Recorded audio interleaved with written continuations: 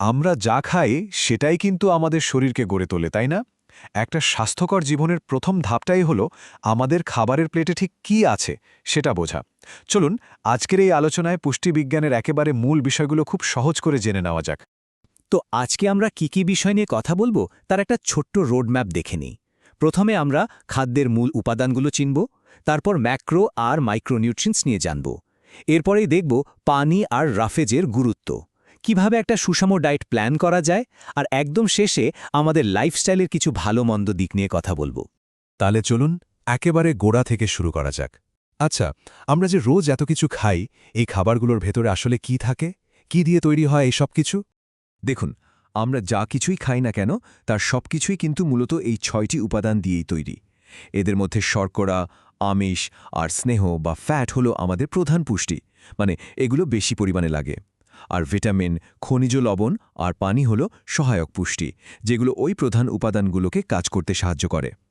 এদের সঙ্গে রাফেজ বা আঁশও কিন্তু খুবই দরকারি। চলুন এবার একটা একটা করে এদেরকে চিনে নেওয়া যাক। বেশ, এবার আমরা সেই বিগ 3 বা 3টে বড় পুষ্টি উপাদান নিয়ে কথা বলবো। আমাদের শরীরের শক্তি, বৃদ্ধি আর মেরামতের জন্য সবচেয়ে বেশি পরিমাণে কিন্তু এগুলোই দরকার হয়। সহজ করে ভাবলে শর্করা বা কার্বোহাইড্রেট হলো আমাদের শরীরের জন্য জ্বালানির মতো, মানে এটা আমাদের সারাদিনের কাজ করার শক্তি দেয়। আমিষ বা প্রোটিন হলো বিল্ডিং ব্লক, যা আমাদের শরীর তৈরি করে আর কোথাও কেটে ছিঁড়ে গেলে তা মেরামত করে। আর স্নেহ পদার্থ বা ফ্যাট হলো আমাদের এনার্জি রিজার্ভ, যা ভবিষ্যতের জন্য শক্তি জমিয়ে রাখে। যদিও মাইক্রোনিউট্রিয়েন্টস আমাদের খুব অল্প পরিমাণে লাগে, কিন্তু এগুলো ছাড়া শরীরের বড় বড় কাজগুলো ঠিক মতো চলতেই পারে না।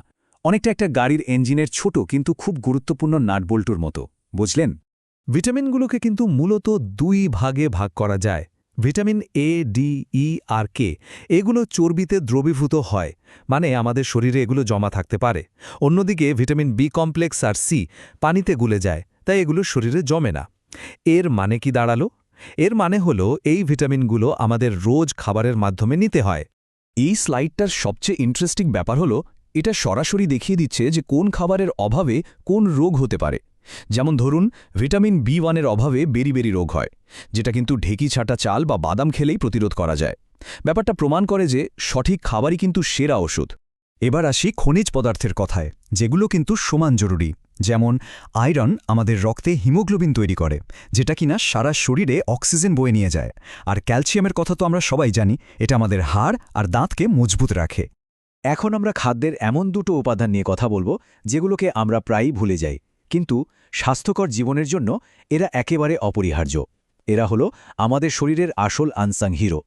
আমাদের শরীরের একটা বিশাল অংশই কিন্তু পানি দিয়ে তৈরি। এই পানি পুষ্টি পরিবহন করা থেকে শুরু করে শরীরের তাপমাত্রা ঠিক রাখা পর্যন্ত সব কিছুতেই সাহায্য করে।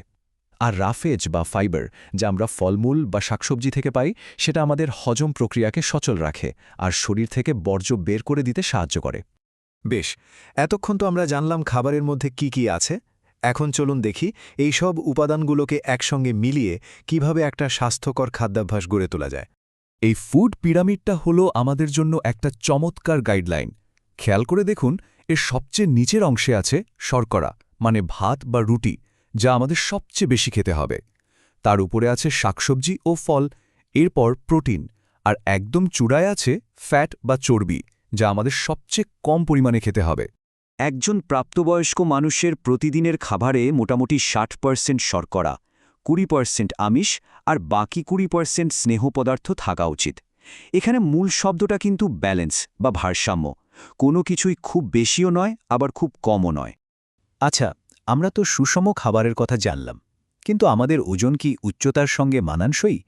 এটা বোঝার একটা খুব সহজ উপায় আছে, যাকে বলে বডি মাস ইন্ডেক্স বা বিএমআই। চলুন ব্যাপারটা জেনে নিই। এই হলো সেই সহজ ফর্মুলাটা। নিজের ওজন কিলোগ্রামে মেপে তাকে উচ্চতার বর্গ মিটারে দিয়ে ভাগ করলেই কিন্তু বিএমআই পেয়ে যাবেন।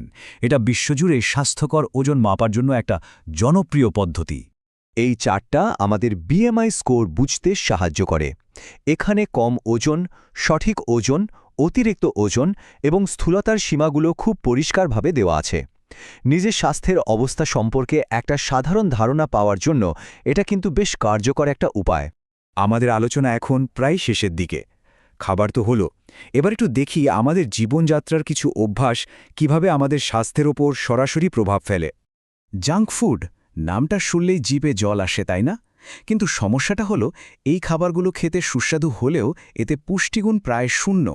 এগুলো নিয়মিত খেলে শরীরে একদিকে যেমন মেদ জমে, অন্যদিকে প্রয়োজনীয় পুষ্টিরও অভাব দেখা দেয়। মানে এটা সুষম খাদ্যের ঠিক উল্টো। এই ছবিটার জন্য হয়তো কোনো ব্যাখ্যার প্রয়োজন নেই। বাম দিকে একটা সুস্থ স্বাভাবিক ফুসফুস আর ডান দিকে ধূমপানের কারণে ক্ষতিগ্রস্ত একটা ফুসফুস। এই দৃশ্যটাই চোখে আঙুল দিয়ে দেখিয়ে দেয় যে ধূমপান আমাদের শরীরের ভেতরে ঠিক কতটা মারাত্মক ক্ষতি করতে পারে। তো আমরা অনেক কিছুই জানলাম, এখন প্রশ্ন একটাই, এই সব তথ্যকে কাজে লাগিয়ে একটা স্বাস্থ্যকর ভবিষ্যতের জন্য আজ থেকেই কোনো একটা ছোট ইতিবাচক পদক্ষেপ নেওয়া যেতে পারে? উত্তরটা কিন্তু আমাদের নিজেদের কাছেই আছে।